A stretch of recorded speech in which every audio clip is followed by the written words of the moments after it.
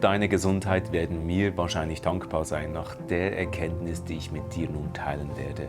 Mein Name ist Gabriel Palacios, ich bin Hypnose-Therapie-Experte und wenn du keine weiteren Videos verpassen willst, die dich und dein Umfeld weiterbringen können, dann abonniere jetzt meinen Kanal, aktiviere die Glocke, damit du benachrichtigt wirst bei weiteren Videos und like das Video, wenn es dir gefällt.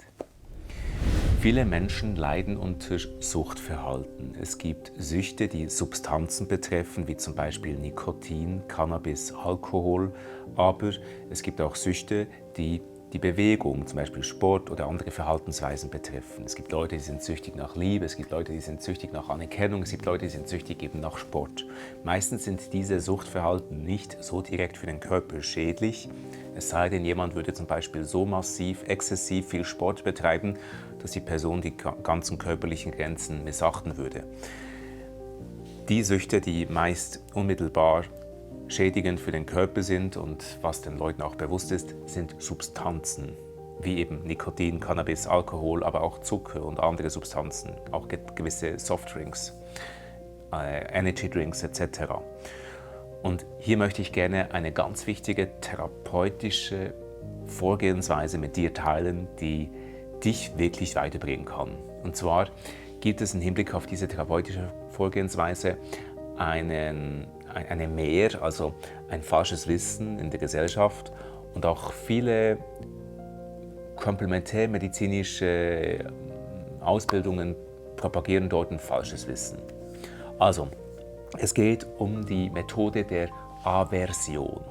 Eine Aversion ist eine Abneigung, eine Ablehnung, eine Unlust, eine Sache, einem Menschen oder eben einer Substanz gegenüber.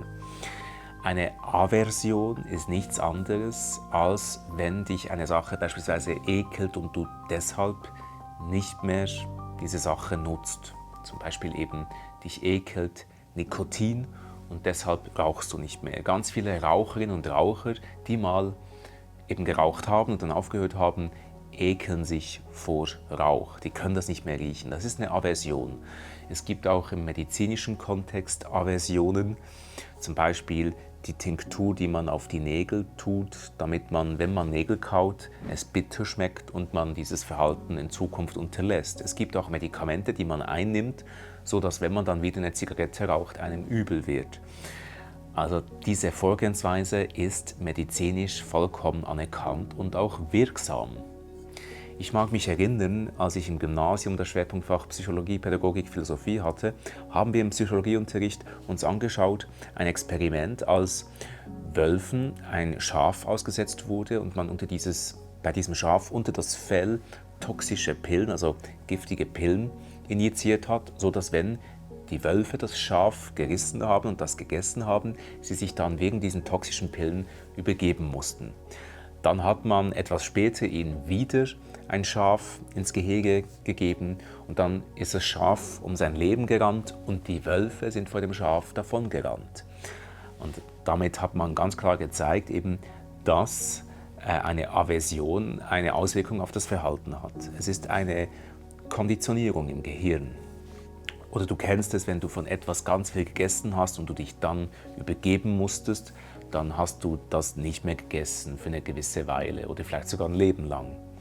Das ist die Aversion. Und eine Aversion ist wirklich sehr, sehr wirksam. In der Hypnosetherapie gibt es diese Vorgehensweise auch, dass man eben die Wahrnehmung einer Sache gegenüber ändert. Das heißt, dass man zum Beispiel beim Rauchen eben das Bittere rausschmeckt oder beim Alkohol dieses bittere, stechende rausschmeckt und man deshalb gar nicht mehr Alkohol trinken mag in diesem Maße und auch keine Zigaretten mehr rauchen mag. Es gibt aber gewisse Schulen, die propagieren, man dürfe nie eine Aversion machen, weil man dürfe ja nicht suggerieren, dass das schädigend sei. Und das ist absolut Blödsinn. Man suggeriert natürlich nicht, dass es schädigend ist. Das weiß man ja schon, dass zum Beispiel Rauchen nicht gesund ist. Das steht ja auch auf den Zigarettenpackungen. Eine Aversion hat nichts mit einem Suggerieren einer Schädigung zu tun, sondern nur mit dem Suggerieren einer anderen Wahrnehmung der Substanz gegenüber.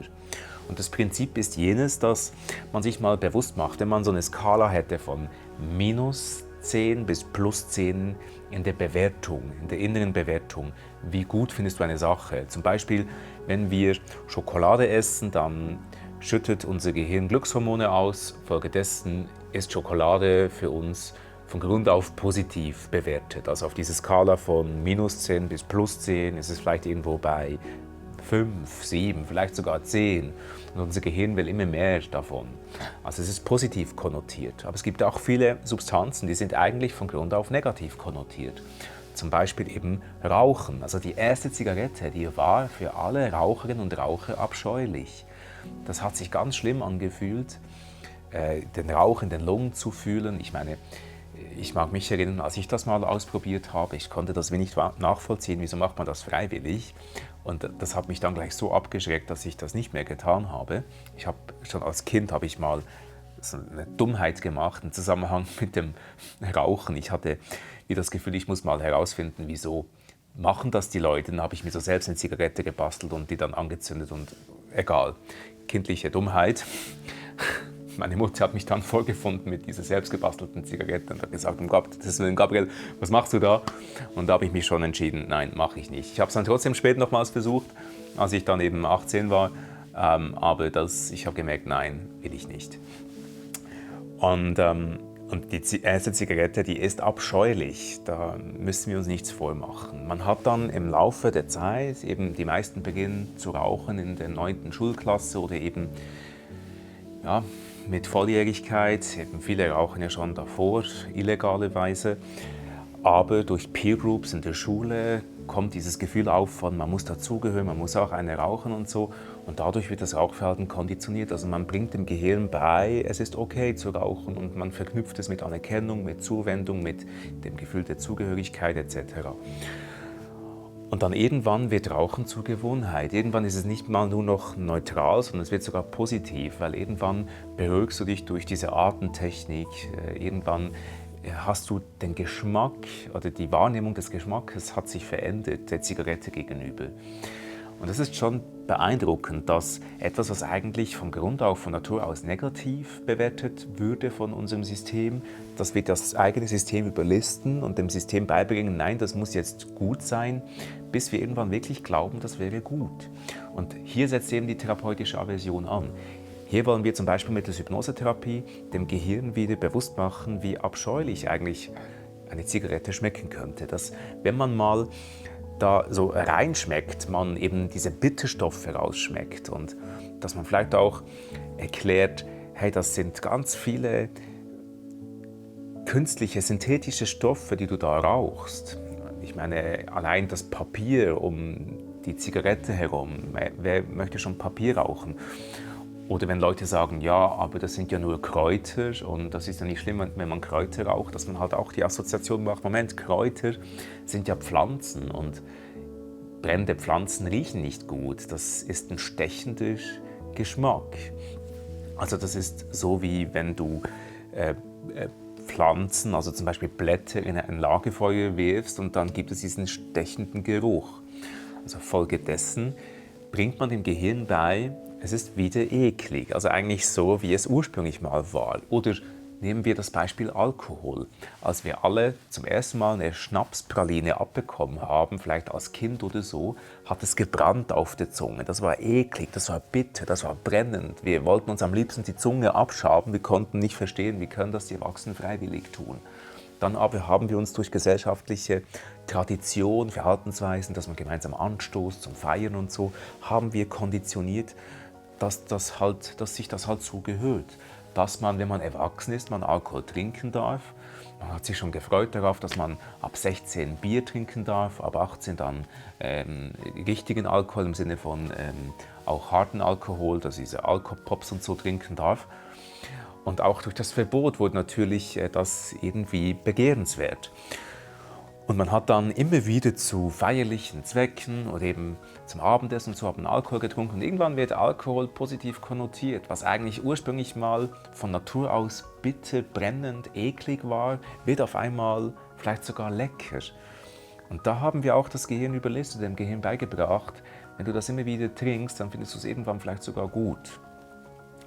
Und auch da geht es darum, dem Gehirn wieder beizubringen, dass es eben bitter schmeckt, dass es eklig schmeckt, dass man das nicht mehr mag, dass man stattdessen lieber eben Wasser trinkt, dass man statt dem Rauchen die frische Luft genießt. Und es braucht immer diesen positiven Ersatz, der natürlich nicht mit irgendeiner Substanz oder sowas zu tun hat. Und das ist auch ganz wichtig. Es gibt zum Beispiel so Hypnosebewegungen, da fragen Sie den Klienten, wovor ekelst du dich denn? Und da muss der Klient irgendwas sagen. Bitte niemals sowas machen. Wenn jemand das mit dir macht, nein, bitte wirklich dort einfach rebellieren. Weil das ist wirklich nicht seriös, sowas macht man nicht. Ich meine, wenn man jemanden fragt, wovor ekelst du dich? Und dann sagt die Person, vor einer toten Katze oder so. Und dann würden die den Klienten einreden, immer wenn du eine Zigarette rauchst, denkst du an den Geruch einer toten Katze oder so. Das ist wirklich schrecklich und das kann retraumatisierend sein, weil die Person ekelt sich auf eine gewisse Sache, weil sie im Zusammenhang mit dieser Sache schon irgendwelche negativen Erlebnisse hatte und die können unter Umständen auch traumatisch sein. Also bitte, wenn du in eine Hypnosetherapiesitzung gehst, dann bitte nur bei Leuten, die wirklich richtig gut ausgebildet sind und die nicht solchen Blödsinn machen. Wenn man eine therapeutische oder eben hypnotherapeutische Aversion vermittelt, dann geht es immer nur um die Wahrnehmung, dass eben zum Beispiel eine Zigarette bitter schmeckt oder eben stechend schmeckt. Und es sind verhältnismäßig sehr sanfte Wahrnehmungen, die völlig realitätsbezogen sind, weil die Zigarette schmeckt ja eigentlich bitter und stechend, wenn man da genau in diesen Geruch oder Geschmack hineingehen würde. Eben Rauch ist per se stechend. Jedes Tier flüchtet vor Rauch. Ich habe noch nie ein Reh gesehen, das zum Lagerfeuer geht und freiwillig den Rauch schnuppert. Nein, jedes Tier flüchtet davon. Also deshalb ganz wichtig, eine therapeutische Aversion ist eine wirklich gute Sache. Das kann dir echt helfen, ein substanzbezogenes Suchtverhalten ad acta zu legen, aber wenn du das machst, dann entweder selbst, dass du mal wirklich versuchst, in diese Substanz hineinzuschmecken und festzustellen, was daran eklig sein könnte. Und dadurch gibst du deinem Gehirn ja neue Assoziationen im Hinblick auf den Geschmack, die Wahrnehmung. Und dadurch kannst du vielleicht eben das Suchtverhalten ganz von selbst ablegen. Oder aber du gehst in eine wirklich sehr hochwertige Hypnosetherapiesitzung, wo sie das eben sehr sanft machen.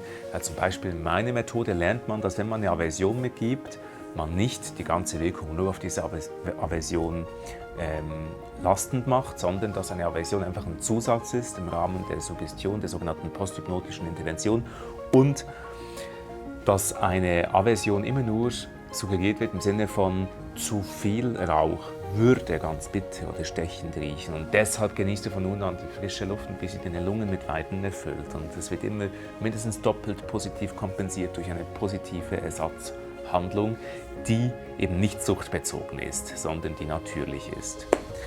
Ja, also, mein Tipp an dich, versuch mal, wenn du eine substanzbezogene Sucht hast, wie zum Beispiel Schokolade oder auch bei Schokolade kann man sich mal dort hineinversetzen, dass eigentlich Schokolade stechend süß sein kann, so wie wenn man ein Honigglas einfach auslöffeln würde und es diesen stechend süßen Geschmack gibt. Dieses zu süße, dieses vielleicht auch klebrige Gefühl, das man nicht haben möchte. Und auch bei öligem, fettigem Essen kann man sich einfach vorstellen, dass das zu ölig schmeckt und halt zu fettig ist und dass man das nicht mehr mag. Man mag gesunde, leichte Nahrung, die dich eben in deinen persönlichen Prozess weiterbringt. Ja, ich hoffe, dass du viel mitnehmen konntest. Teile doch das Video mit jemandem, die oder der betroffen ist von irgendeiner substanzbezogenen Sucht und like mein Video oder schreibe mal in den Kommentar, mit welchem Suchtverhalten du aufhören konntest, weil du eben vielleicht eine andere Wahrnehmung diesbezüglich hattest. Und lass uns hier eine sehr coole Bewegung starten, wo man halt einfach auch sich inspirieren lässt von anderen Wahrnehmungen und man vielleicht dadurch auch die eigene Wahrnehmung etwas ändern kann, eine Substanz gegenüber. Ich wünsche dir alles Gute und schau dir vielleicht auch dieses Video an in Bezug zu Suchtverhalten, weil hier vermittle ich weitere erprobte Vorgehensweisen im Zusammenhang mit dem Entwöhnen einer Sucht. Ich wünsche dir alles Gute und bis zum nächsten Video.